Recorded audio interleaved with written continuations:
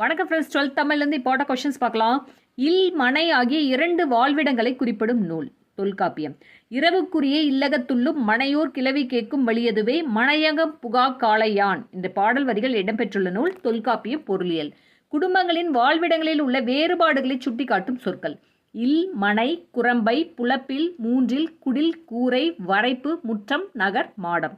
தம்மனை நும்மனை என மனைவி மற்றும் கணவனின் இல்லத்தை பிரித்து பேசுவது அகநானூரோட மருதத்திணை பாடல். தற்காலிக தங்குமிடத்தை புக்கில் என குறிப்பிடுவது புறநானூறு. திருமணத்திற்கு பின் கணவனும் மனைவியும் தனியாக வாழுமிடம் தன்மனை, அதாவது நியோ லோக்கல். மனையோல் என குறிப்பிடுவது சங்கப்பாடல். மணந்தகம் கணவன் மனைவி சேர்ந்து இல்லற வாழ்வில் ஈடுபடக்கூடிய தொடக்க கட்டம், அதாவது முதல் குழந்தை பிறக்கும் வரை. இளம் தம்பதியினருக்கு ஏற்ற அறிவுரை கூறி நெறிப்படுத்தும் பணி செவிலிக்குரியது என கூறும் நூல் தொல்காப்பியம். சங்க காலத்தில் கன சமூகத்துக்கு தலைமையேற்றவர் தாய். குலத்தொடர்ச்சி தாய் வழியே குறிக்கப்பட்டது. Thank you friends.